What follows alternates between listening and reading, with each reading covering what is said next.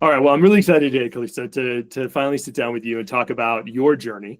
As I've discussed, I'm talking with people who have started their own businesses or made that big leap to a senior role to run an organization, or being able to say like a new career pivot. And so Yeah. I'm interested to find out more and to share your story. But I want to give you a couple of minutes to tell your story, like a bit of your background, and kind of get to the point of kind of the first question I want to ask you is, why you? What in you gave you the confidence to go, now's the time to do something different? So welcome. Glad to talk to you. Thank you. Thank you so much, Lee. It's so funny because, when you get to a moment in life, you're like, how did you get to this moment? I'm like, how much time do you have? Like, it took my whole life to get to this moment. Yeah. So I'm 53, and I would say my career started, I was a senior at Harvard where I did my undergrad, and it was spring, and all my friends were running around in suits and going to JP Morgan interviews. And I was like, what are you people doing? I was an anthropology major. I had no interest in business, and yet I had no idea what I was going to do. And I literally ran into my old diving coach because I was a springboard diver for a couple years. And I was like, wait, aren't you down in Bogota? Like, what are you doing back in Cambridge? And he said, yeah, I've been teaching there for the last 3 years. We need more teachers. You should come down. And always being up for a good adventure, I was like, go teach in Bogota, Colombia, like sign me up. He goes, give me your resume. 3 weeks later, I had a job. Wow. And so there I was, just off and marching, like, perfect. My life's on its course. And what started as a 1-year adventure, I came back. I tried to get a Spanish teaching job because I was at that point pretty fluent in Spanish, but I hadn't taken a single Spanish college class. I had just learned it in high school, and my mom was French and language was easy for me. And I had a Colombian boyfriend. But I was like, oh God, I need the credential. So I came back, substitute taught, ended up getting a Spanish degree, a really like sneaky master's degree through Middlebury College in Spanish. Okay. Was off and running. I got my first real job at Kent Denver School in Denver, Colorado. And that's when I was like, okay, I'm a legit professional now. Taught there for 7 years, moved to Idaho, took a little break from teaching, and then taught at community school for 13 more years, and did a few kind of 1 year off teaching things in between. And it was like this whole time I would get further and further into teaching and be like, well, I guess I'm going to teach. And I loved it. I mean, I really loved it. It suited my personality. I'm extroverted. I turned out I loved working with kids. At the school where I just was, there's a huge outdoor program. So I was getting paid to backpack and river raft and rock climb. And I was like, this is awesome. Amazing. And yet all through this, there was sort of this side theme in my life of personal growth and transformation, where at one point I was a part of like this personal transformation group that I actually, my husband and dad kind of extricated me from it because I was so into it. They were like, you've gone a little too deep on this thing. But I was always drawn to personal growth workshops and life-changing and who are you and the what color is your parachute books. And there's just always been this stirring inside of me of like, just that question, what makes a valuable life? What makes a good life? I grew up very, privileged and having just amazing opportunities with my family, whether it was travel or good food, or my mom was French. So I spent a lot of time in France. And when I got to travel, I was like, this is the coolest thing in the whole world. Like how do we create more of this sense of being alive? Just hearing you talk makes me go, God, I want to live your life. Yeah, thank you. It's been great. And it's funny because I had sort of considered myself stuck at the school where I was teaching because my salary covered my kids' tuition, and it's an expensive private school. So, in addition to my measly teacher's salary, I was covering $50,000 of tuition for them. And when my son in his 8th grade year decided to move to the public school, what had become I'll look up when he's graduated in 4 years, and then I'll have the bandwidth to maybe look at something else. All of a sudden he moved on, and I was like, wait a minute, I don't have to cover his tuition anymore. So I'm really here by choice. And by September of the next year, it was actually at a personal transformation, the local Joy Summit. Okay. I was in the Joy Summit, and a man named Bill Prinzinelli or something wrote, it's right there, Bill Prinzavali did a workshop on improvisational leaders. And at the end, it was an hour-long workshop. In the debrief in the circle, I was in tears and I was like, this is the work I want to do. I said, I don't think there's anything I love more than being in the personal transformation space where we have insights about living great lives. And 2 weeks later, I marched into my head of school office and said, this is my last year.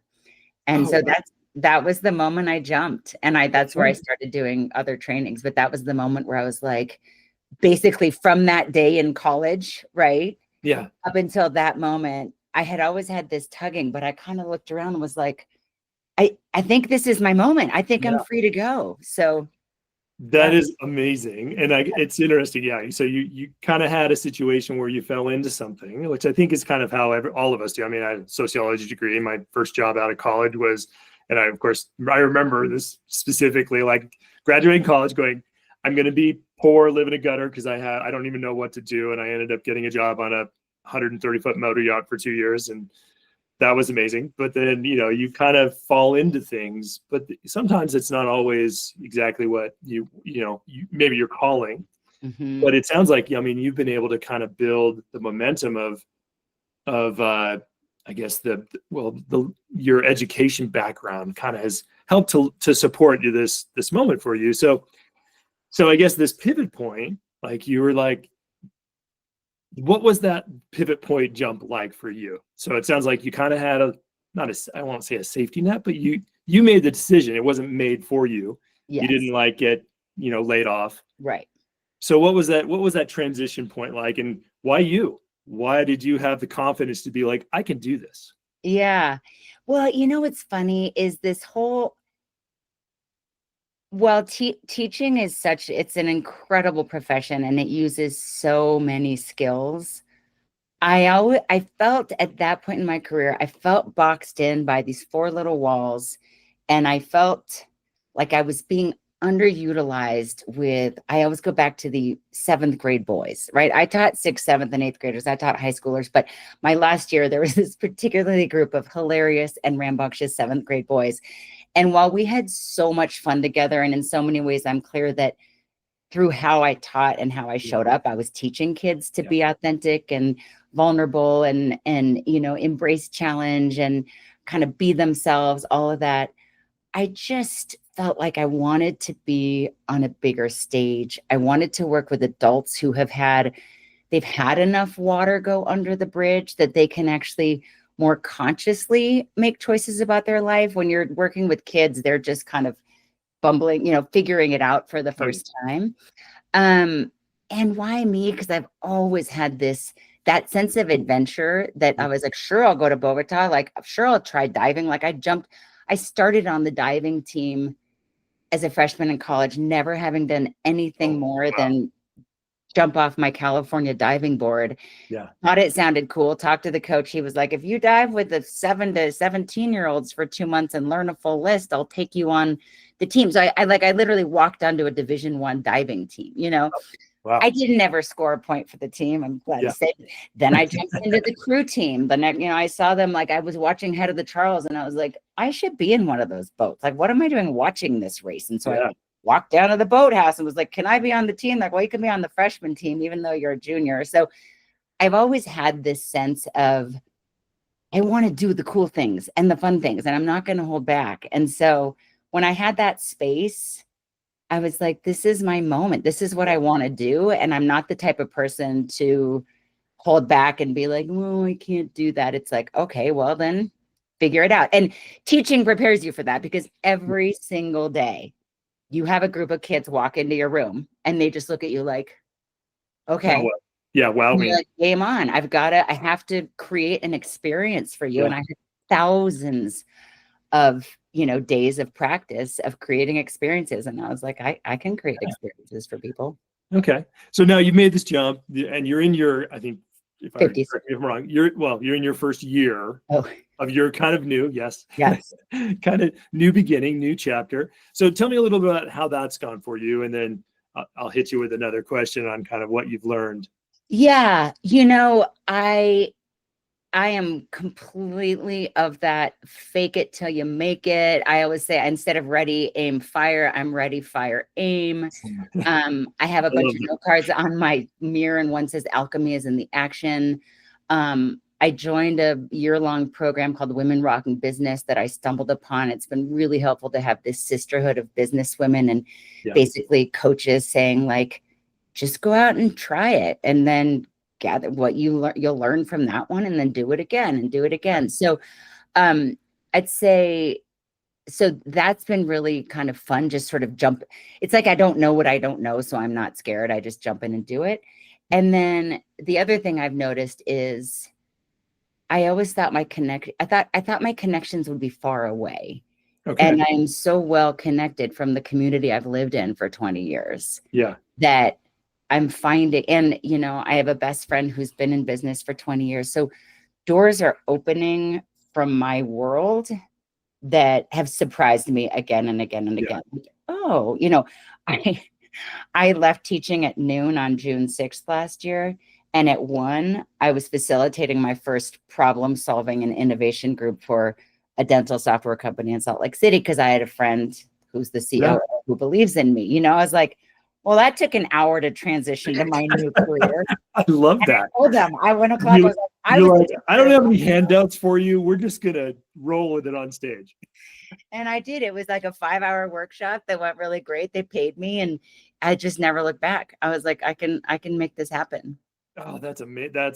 Well, congratulations on that. Yeah. So I guess, like, I think a lot of people, I mean, sometimes that leap, that step, it's the fear of judgment, just the fear internally of like putting yourself out there. But like, that's not really been the case with you.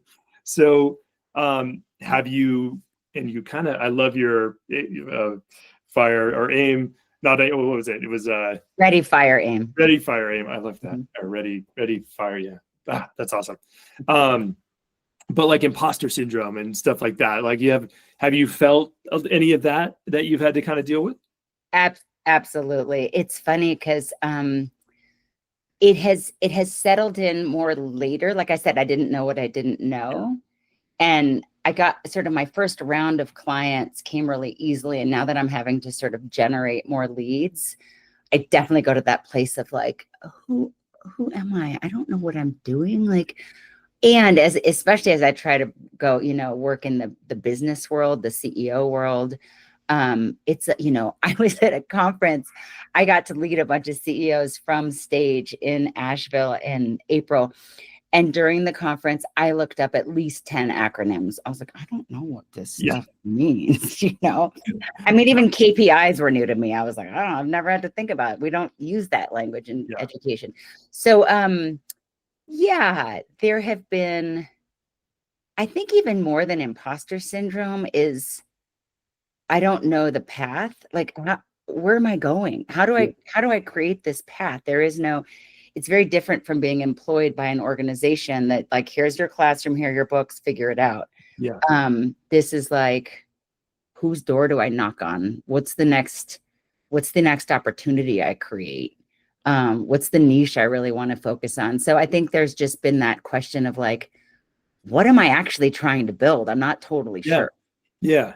Well, I think that's a good place to ask you this question. So you've kind of been in, I think, what, 9 months? Yeah. And you're starting almost 12 now. It started on my that's right. Yeah, a year ago. June 6th, a year ago. Right. Okay. Well, almost a year. Congratulations. Well, I think, you know, there's a lot to say of just jumping in and doing it. But then, fine tuning and figuring out. And something you just said, it was interesting to me. So you're stepping into executive coaching, right? Is kind of the focus. So dealing with people who have always been in corporate and you have not, what advantages do you think that gives you or disadvantages? So I think, and to be clear too, I'm also doing other life coaching and kind of helping women transition out of empty nesterhood. But what I've found with the executive coaching that I've gotten to do is that I think just being able to connect with people on a human level. You know, I had one executive say to me, it has been so helpful to have you hold a non-judgmental space for me that's outside of this organization. Oh my God. Yeah. just being held, that's like having somebody really there for you to hear you. And that's just a human experience. It's not, yes, of course, how did he show up as a leader and how is he going to hold his team accountable and all those things. But as a coach too, I'm not the one with the solutions. I'm the one holding the space for the others to figure out the solutions. And that's something that I've always had a very empathic heart and a, open-mindedness. And I'm learning to listen more deeply. I'm learning coaching skills that I'm fine tuning, but it also feels very innate in some ways. So it doesn't seem like I need to have a huge corporate background to understand. No, and I think you've nailed it, right? And I'm seeing this too in my own experience with having an executive coach, which, I think a lot of times in business, or just in human interaction, you're kind of told to be a certain way, or you've got to look powerful and strong. And if you're a CEO, you've got to lead in a certain way and be that person that's everybody can go to. But who do you go to? And that's when I wish I would have had a coach or someone in my corner early in my career, when I had that first move from being part of the team to a manager, or manager to the VP of global teams, or, and stepping into CEO roles. But it's like, it's hard.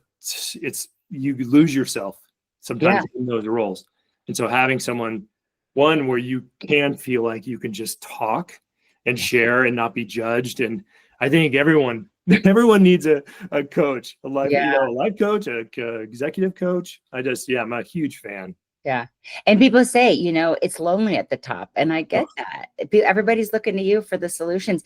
In some ways, it's like being a parent, where you're kind of the blind leading the blind, and they let your kids look at you like you've got it all figured out. You're like, I don't know what the hell I'm doing. Right? Kids never, when they get to a certain age, they just don't listen.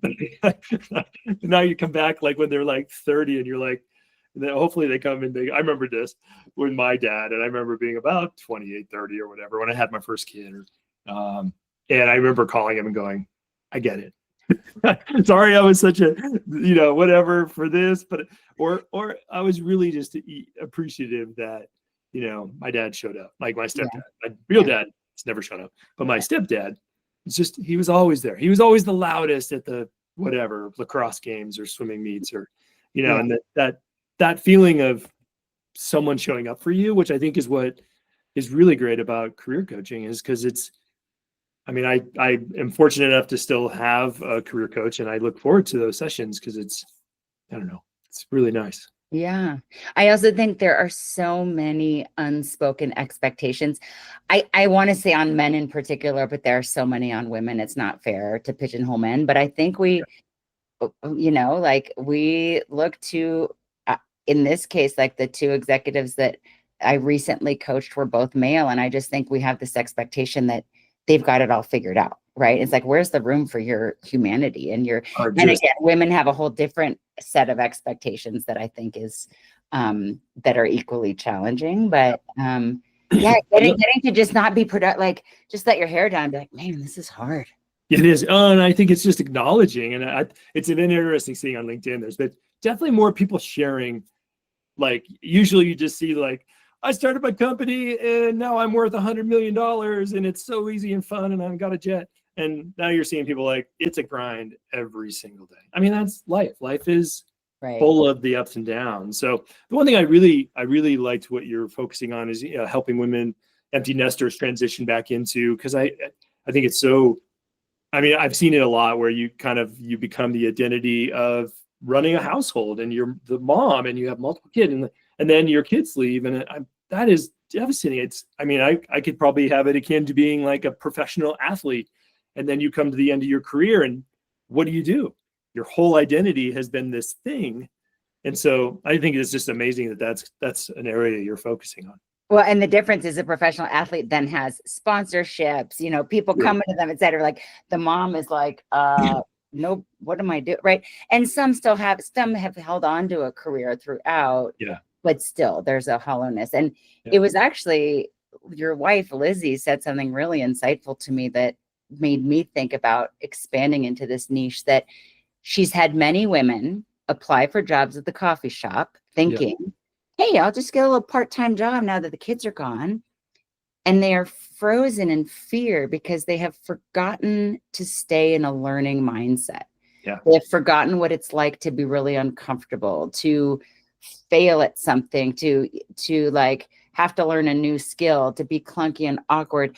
And not to say that parenting doesn't do those things, but to do it on a public stage like that can be really terrifying. And so it made me realize that that's a whole area of that niche of just like learning to learn again and being okay with failure or making mistakes or looking bad or, you know. God, so insightful. This has been so cool. So let me hit you with just a couple of things that we can kind of close off. And I definitely want you to kind of tell how people can connect with you and kind of what and a little bit, maybe a little bit more about what you're focused on. But, you know, I guess if you were going to look back in your 12 months, like what's something that you've been completely maybe surprised about, you challenge yourself about that you wish you kind of would have known as you get into this? Like, how hard is it? And, you know, what something that's challenged me that I wish I had known going into it. Yeah. Let me think. The first thing that comes to mind is that there is no path, right? I just heard recently, no one's coming to save you. Yeah. Right. And so this is the first time in my life I've been self-employed. Okay. Right. Yeah. And so it's that feeling of, oh wait, I get up and I get to create my day, but also I have to create it. Nobody's coming in to hand me a paycheck. Right. Yes. And so there's awesome, endless creative possibilities in that. And then there's also overwhelm in that. Yeah. Yeah. I can relate. Like, where do I focus my energy today? Yeah. Well, how do you keep yourself motivated with that? I do a lot of reading. I do a lot of listening, all nonfiction. I read, other leaders who've done this. Right now, I'm deep into Dare to Lead by Brene Brown. Okay. I do a lot of journaling. I have a lot of meetings with people. I just make sure that I'm not stuck alone in my office. I'm constantly either on Zoom or in person. I took my network of parents who are really well connected from the school where I taught, and I had at least, I don't know, probably at least 10 interviews with them where I just sat down with them and was like, hey, here's what I'm up to. How can you help? So really just connecting with people, and then one thing leads to the next, leads to the next, leads to the next. And so it's like, if I stay in motion, my world will stay in motion. Yeah. Well, and that's how we connected. So that's awesome. In our little town, I'm like, who's this person? Yeah, so, totally. Well, Calysta, thank you so much for your time. Just to close off, like, share a little bit about where people can find you and connect to you if they want to talk to you about maybe some executive coaching or awesome. Two other things I just want to tell you that I'm up to, and I think that's part of the challenge, is I have way more ideas than I can execute on. Focus. Right? Yeah. I'm like, wait, women's retreats, wait, no, teen retreats, wait, no, but one thing I'm helping businesses do, and I was trained by my godfather in this beyond the coaching, is doing day-long offsites or meetings with companies where I help them create new solutions to problems. I have a method where I help them come up with innovative ideas, and I'm really trying to grow that part of my business because I love group facilitation. That's what I did, right? I am a master group facilitator. I've been facilitating groups my whole life. So anyway, that is, if anybody have, and what company doesn't have a problem on any given day, right? So, and people are like, well, what sorts of problems do you solve? I'm like, any of them, whichever ones you want. The one you have, that's the one I can solve. So where people can find me is my website is calystaphillips.com. And that's probably the best place. I have all my info on there and the different services that I offer. And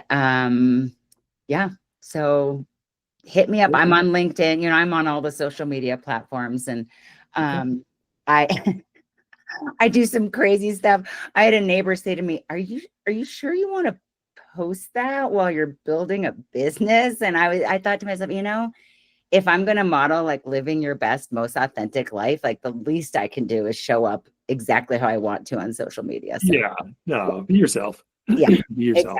exactly. Right. So, well, thank you so much for your time. And hopefully we can meet to have coffee again soon and keep me posted on how things are going. But yeah, really appreciate you sharing your story.